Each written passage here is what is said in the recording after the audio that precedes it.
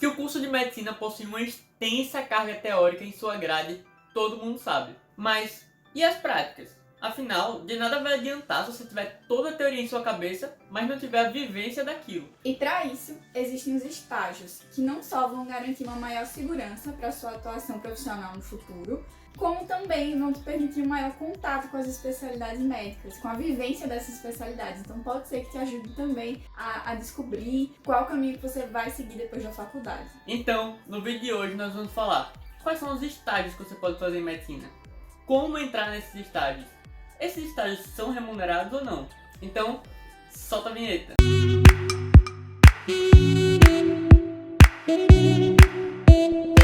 Mas antes de começar o vídeo, não se esquece de deixar um like aqui embaixo, que ajuda muito a gente. E de se inscrever no canal também, se você ainda não é inscrito. Também não deixe de acompanhar a gente lá no Instagram, @medmind, que a gente sempre tá postando por lá, interagindo com vocês, principalmente a partir das caixinhas de perguntas. Então, sem mais delongas, bora pro vídeo.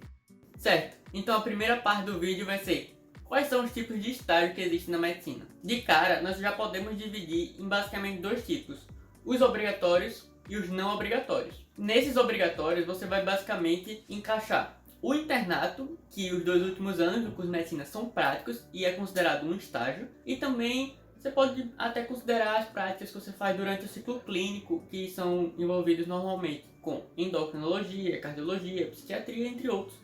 Mas o estágio mesmo obrigatório clássico é o internato. Já na parte dos não obrigatórios, que são os extracurriculares, e o foco principal desse vídeo, nós vamos ter basicamente 3 tipos nos quais você pode acessar. O primeiro deles é você fazer um estágio em um hospital a partir de uma prova. Esses estágios normalmente vão contar com certificado ao final e ter um número de horas já fixo, plantões definidos para que você possa praticar. E esses estágios e hospitais que você entra, tudo regulamentado, são os que de fato vão valer no seu currículo, o famoso currículo Lattes. Outro tipo de estágio que você pode entrar no obrigatório é por meio de ligas acadêmicas. A gente tem um vídeo aqui no canal falando especificamente o que são ligas, como você faz para entrar, como você faz para fundar. E dependendo da especialidade dessa liga, nós temos, por exemplo, uma liga de oftalmologia, ortopedia, etc. Você pode conseguir estágios com professores vinculados a elas. E por fim, um terceiro tipo de estágio não obrigatório é o por meio de networking. Ou seja, você conheceu algum médico, chegou lá, mandou mensagem para ele no Instagram, mandou um e-mail, falou assim, posso te acompanhar? E ele deu ok, pronto, você já conseguiu um estágio. Normalmente ele não vai ser algo fixo, vai ser quando o médico tiver disponibilidade, mas é um estágio válido e que vai contar uma experiência também absurda para você. Só uma observação sobre esses dois últimos, o de liga acadêmica e o de networking. O de liga acadêmica vai entrar no seu currículo como liga acadêmica em si, e não como um estágio. E o de networking, você pode até conversar com o médico, dizer assim, você consegue um certificado de que eu participei com você e tal, mas na maioria das vezes, eles não vão dar o currículo em si.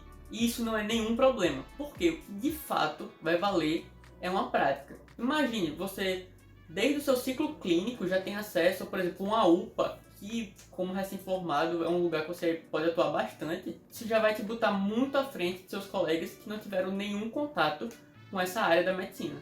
Só para não esquecer, um outro exemplo de estágio em hospitais extracurriculares que nós temos são por meio de intercâmbios, tanto internacionais, que não é o foco do vídeo, e também os nacionais. Esses dois você pode conseguir por meio de basicamente 2 entidades aqui no Brasil, a FMSA e a CLEV, que vão estar disponíveis como organizações em suas universidades. E esses 2 tipos também são estágios que valem certificado. Certo, mas como você faz para achar um desses estágios? Os estágios internacionais, que são os intercâmbios, são um caso à parte. A gente vai fazer um vídeo explicando um pouco melhor sobre eles. Mas de forma geral, falando em FMSA e DENEM, que foi o que o Nick falou agora há pouco, de tempos em tempos, em períodos pré-determinados, são liberados editais com vagas para esses estágios. Dependendo da universidade estrangeira que você esteja de olho também, pode ser que você consiga entrar por um processo seletivo específico dela e aí você entra no site da universidade que você está pensando, que lá vai ter mais detalhes sobre isso. Falando sobre os estágios extracurriculares nacionais, lá no eixo sul-sudeste também acontece parecido com o que eu falei em relação ao FMSA e o DENEM. Então, de tempos em tempos, vão ser liberados editais, vão ser liberadas vagas para provas de processos seletivos para concorrer à vaga nesses estágios. Isso acontece lá porque tem programas de estágio que são mais consolidados e já existem há um bom tempo. Aqui em Alagoas, que é onde a gente mora, não existe uma oferta tão grande assim de estágios e também não acontece com essa regularidade que devia acontecer. Então não é algo que a gente sabe, todo ano, nos meses tal e tal, vai abrir edital para tal estágio. A gente não sabe, é um mistério. E é principalmente em casos como esse da gente aqui em Alagoas que entra o networking. Isso é muito importante. Então fale principalmente com alunos que estão mais avançados que você no curso, os alunos do internato, muito provavelmente vão estar muito mais antenados em relação a saber qual estágio que vai abrir vaga, ou quando vai abrir vaga, em qual hospital. Eles vão ter mais experiência com as provas e com o processo seletivo e podem dar dicas muito boas para você também, para quando você for concorrer a uma vaga dessas. Principalmente também se realmente essa vaga vale a pena de concorrer. E isso é muito importante, porque infelizmente nem todo estágio, mesmo que seja todo bem regulamentado e aparentemente organizado, vai valer a pena e vai trazer uma boa experiência para você como estagiário. E, inclusive, às vezes estágios, aqueles estágios que o Nick falou no início, então estágios em que você vai acompanhar o médico de forma voluntária, pelo networking. Você vai falar com ele, vai dizer que gostaria de acompanhar ele e acompanha. Então não é um estágio que você vai receber um certificado no final, direitinho, para colocar no currículo, por exemplo. Às vezes esses vão ser estágios mais interessantes, porque o médico que te aceitar, muito provavelmente vai ser um médico que vai estar interessado em te ensinar algo. Então, às vezes, em programas grandes de estágios assim, você passa no estágio, mas os médicos plantonistas que vão passar por você, por exemplo, não tem nada a ver diretamente com o estágio. Às vezes não vão ligar muito para parar o tempo, ter paciência, para explicar algumas coisas melhor para o acadêmico. Então, às vezes, a experiência acaba não sendo tão boa. E o mais importante do estágio sempre vai ser que você aprenda, que você pratique. Então, se você não vai ter boas experiências com isso, mesmo que seja um estágio que vai te dar um certificado no final, talvez acabe sendo mais uma perda de tempo do que algo que vai te agregar para a sua prática médica no futuro. E no final desse vídeo, a gente vai dar a nossa opinião sobre qual o melhor momento que a gente acha que você pode entrar em um estágio. Nos primeiros períodos, é melhor deixar só para depois. Calma lá que daqui a pouco a gente chega nesse ponto. E além do bom e velho networking que eu falei, você também pode usar a internet a seu favor. Então dá aquele bom e velho Google para ver se acha algum estágio na sua região, porque pode ser que você encontre. Ou também usar as redes sociais, que foi o meu caso. Eu descobri o meu estágio, o estágio atual que eu faço, que é numa UTI aqui no Hospital Particular em Maceió, pelo Instagram. Então é bom ficar atento a isso também. E agora vamos para o terceiro tópico do nosso vídeo, que é: esses estágios de medicina são remunerados? Olha, infelizmente, a maioria dos estágios de medicina pelo Brasil, mesmo esses com provas, acabam não sendo remunerados, ou, se forem remunerados, são por um valor muito baixo. Aqui em Alagoas, por exemplo, uma amiga nossa fazia um estágio que por plantão pagava R$40, mas se esse plantão fosse em dupla, ela só iria receber 20. O que destoa um pouco daqueles estágios de direito, por exemplo, que a pessoa recebe um salário mínimo ou até mais. O meu estágio, inclusive, não é remunerado, então eu recebo R$0 por plantão. Mas como a gente falou antes, o que importa no estágio é aprender. Então é você ir lá, aprender coisas novas, exercitar aqueles conceitos que você vai aprendendo de como fazer um exame físico, como lidar com o paciente. E também fazer um networking, conhecer profissionais e outros acadêmicos de medicina também. Os estágios mesmo, remunerados e com pagar uma quantia maior, são aqueles que a Ju citou, lá do Sudeste, que são bem concorridos, já tem uma data pré-definida, são realmente grandes, mas realmente, muitas vezes os valores não chegam nem um pouco perto daqueles famosos estágios de direitos em instituições públicas ou até mesmo em escritórios de advocacia. E como eu posso me preparar para as provas desses estágios? Na maioria das vezes, lendo com bastante atenção o edital do processo seletivo daquele estágio. A maioria desses estágios vai liberar um edital desses com um certo tempo de antecedência antes da prova.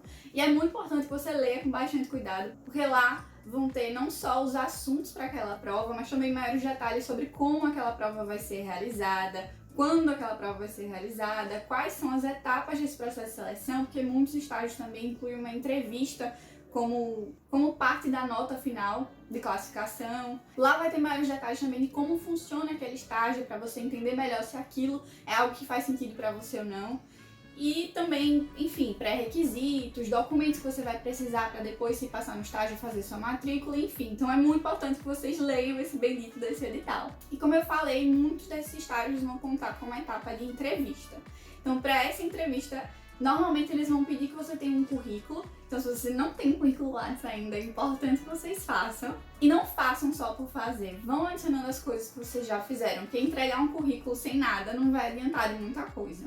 E outra coisa importante para essas entrevistas, de forma geral, que cada instituição vai ter um perfil de perguntas diferentes, mas é importante que você saiba se vender. Então, defender o porquê que você merece uma vaga naquele estágio, saber explicar muito bem o porquê que você quer uma vaga lá e entender o que se faz naquele estágio também. Então, no meu estágio, por exemplo, foi feita a pergunta do porquê que eu queria aquele estágio e também uma pergunta que não era exatamente uma pergunta teórica, mas ela se disfarçava de uma pergunta teórica, como se fosse uma pergunta dos assuntos que eles cobravam na prova, mas na verdade era uma pergunta para saber se eu entendia como era o ambiente de UTI, já que meu estágio era um estágio de UTI. Então, se eu soubesse isso e não soubesse muito bem da teoria, enfim, eu iria conseguir responder aquilo e me sair bem. Então, é importante que vocês conheçam a instituição para caso vocês vão estar prestando a prova do estágio e que vocês entendam muito bem o que se faz lá também, porque pode ser que isso seja perguntado para você durante a entrevista.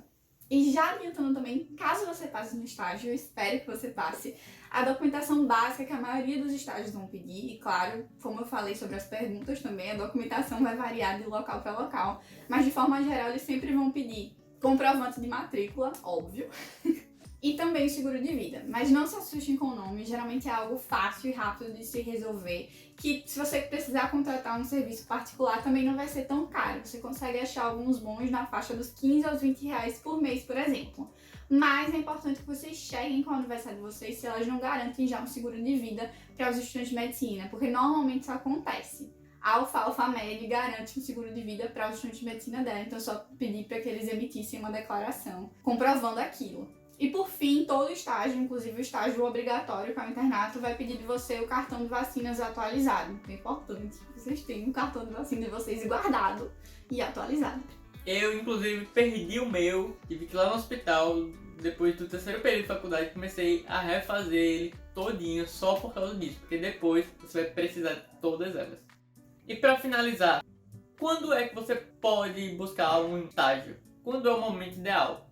Olha, sinceramente, você pode estar no primeiro período que for. Se você conseguir um médico para acompanhar em qualquer canto, vai ser uma oportunidade única para você. Ele com certeza vai te explicar e te adiantar muitos conceitos. É muito provável que você fique perdido e pense, meu Deus, que é isso? Óbvio, você ainda vai ter muita coisa pela frente, mas só essa vivência, quanto antes você conseguir, melhor para você, principalmente para ir se acostumando com o modelo do hospital, por exemplo, saber como é que atende, saber como é que passa uma receita e etc. Agora, para você estar no estágio consciente do que você tem que fazer, aproveitando o máximo dele, o ideal mesmo é quando você pague a matéria chamada Semiologia Médica, que é basicamente a matéria que vai te ensinar a atender e fazer o exame físico no paciente. Porque a partir dele, por exemplo, o paciente chega com uma queixa, você sabe associar um sintoma que ele está com a provável doença e por aí vai. Então, é sério, faz uma diferença enorme você ter pago e não ter pago semiologia médica no estágio. Inclusive, semiologia era o único pré-requisito do estágio em que eu passei. Mas, quando vocês forem ler direito no edital dos estágios que vocês forem participar, normalmente lá vai ter a partir de qual período eles vão aceitar estudantes, ou então no caso do meu, que era aceitável se você já tivesse pago semiologia alguma vez na vida. Lá na UFAL, por exemplo, a gente paga semiologia no 4º período e a gente vê tudo. Agora existem outras instituições que, por exemplo, você vê uma parte de semiologia no 4º período e depois vê o resto no ciclo clínico. Então é bom você ter uma noção de como é que funciona na sua universidade. O mais comum é que a maioria desses estágios extracurriculares que são regulamentados aceitem alunos que tenham pelo menos cursado semiologia, ou então períodos mais avançados. Antes disso, são poucos os estágios que vão aceitar estudantes do ciclo básico, mas, como o Nick falou, se você conseguir acompanhar o médico por fora, ou se você passar em uma liga acadêmica, que você vai ter uma experiência muito similar de um estágio oficial, também vai ser proveitoso, mesmo que você esteja em algum período anterior. Então é isso, pessoal. Esperamos que vocês tenham gostado do vídeo, que ele tenha sido muito informativo, tenha tirado todas as suas dúvidas. Se sobrou alguma, deixa aqui nos comentários que nós vamos tentar responder o mais rápido possível. Se gostou também do vídeo, dá o like, se inscreve aqui no canal se não é inscrito e acompanha a gente lá no Instagram, @medianimais. E é isso, até a próxima!